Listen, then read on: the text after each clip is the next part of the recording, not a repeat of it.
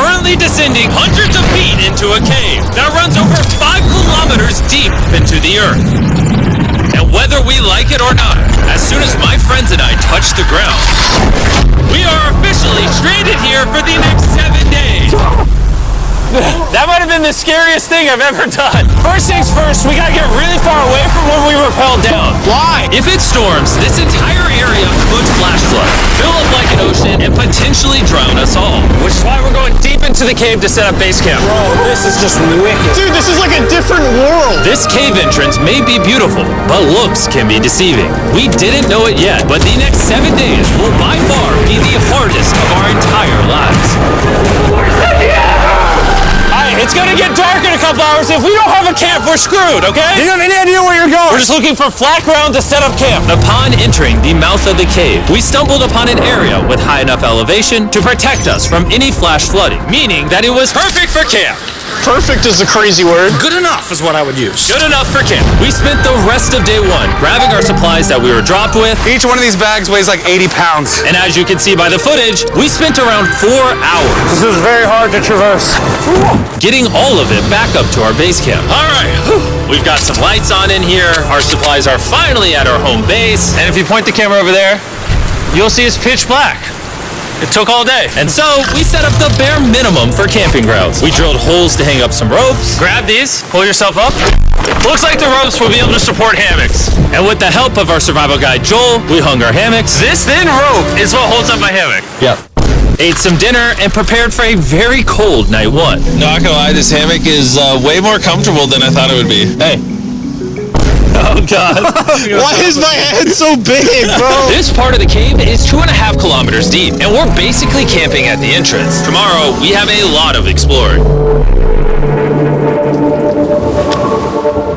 How'd you guys sleep?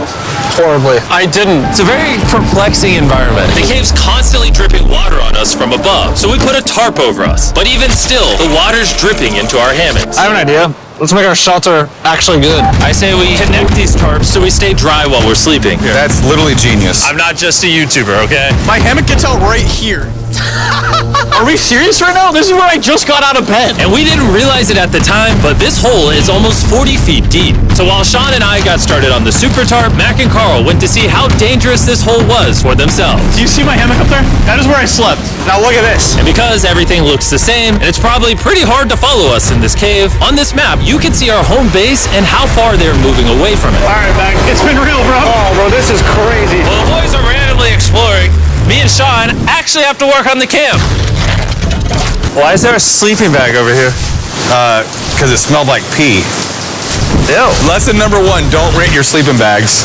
Why did we rent sleeping bags? Why did we not just buy sleeping bags? We're zip tying the tarps together to create one mega tarp. Don't mind me, just trusting this rope with my life. And meanwhile, Mac and Carl were still in a hole. Oh my God, Mac. And eventually, they finally made it to the bottom. Hey! We're supposed to be working on camp. We just wanted to show how dangerous camp was. Just don't fall. It's a skill issue. Oh, okay. And even though they should have been on their way back, Carl and Mac insisted on seeing how deep they could go. Bro, this just looks so crazy. You think you could make it through the river? Well, little do these two know, this river actually runs throughout the entire cave, which means we'll be spending some time in it. Oh, there they are. Tell me you guys cooked. Oh, we cooked. That's right. A new home, am I right? Let's go. We now have a roof. Look at this. I'm not gonna lie, actually kind of gross. And we moved the fire pit to this little cove we found. What do you think? It's warmer. It's cozy. These rocks trap the heat here and block the pee from the rocks above. It's not pee. What do I call it? I don't know, maybe rain or something. But it's not rain, it's rocks. Maybe. Wait, point it up. Do you see clouds? No, you see rocks. It's not rain. Rock pee. Rock pee. Rock pee, fine. All right, it's rock pee. And after a much drier night of sleep, we decided to have Joel, our survival expert, help us get all the way to the end of the cave. Cave! Cave! Cave! Cave! Cave! cave. Let's see how deep in the cave we can make it. Now, keep in mind that we are still just at the beginning of this massive cave, and our goal is to make it all the way through it, without dying, of course. Oh my gosh, this is kind of steep. Well, you ain't seen nothing yet. We're going deep in the cave. All right, boys, suck in your guts. It's where things get tight. I don't actually think I'm gonna fit. The interesting part about cave exploration is 1 second, you're barely fitting through cracks in the rocks. Oh my god, this is so tight. And then the next, you're in a massive chamber, so big that in order to see it all, we had to do this. Woo! Oh my god! I can actually see now. This is awesome. This thing is bright. Woo! Bro, look at how cool this is. Yeah! It's so bright, I can't even look at it. I'm like getting blinded. Oh no! Oh no! In hindsight, we probably didn't use that the most effectively. Lead the way. And so we continued on. Joe Frey is a really good handle up the top there. And then you can sort of swing a foot around onto this one. Like this? Yeah, yep, perfect. Joel, the best caving guide ever. No one's died yet. All right, guys, this is where things get interesting. What? What is this?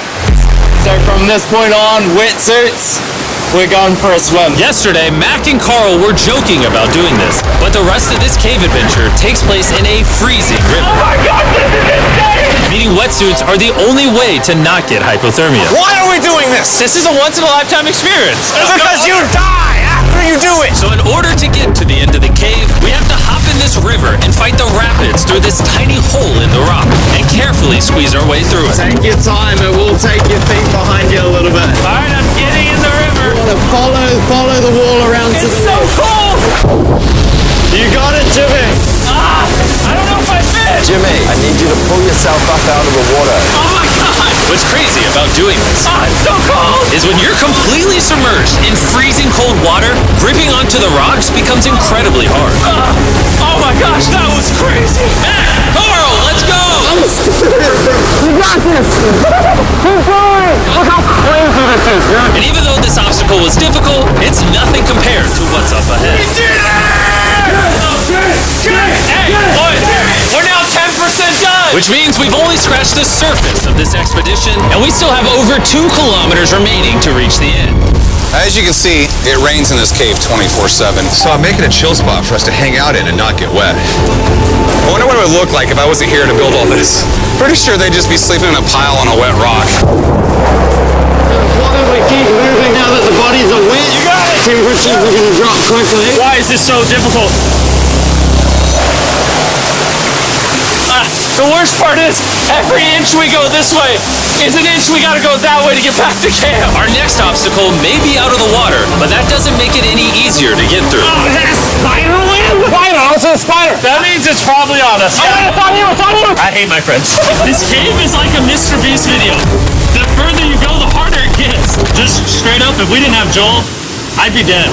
And after 3 hours, Joel had some bad news for us. The water's too high and we've taken too long. We're going to have to turn around for today and head back to camp. I disagree! You can't disagree with the safety expert! I disagree! Well, we can't really disagree. It turns out we wasted way too much time filming and playing with flares to the point where we now had to restart and attempt this mission another day.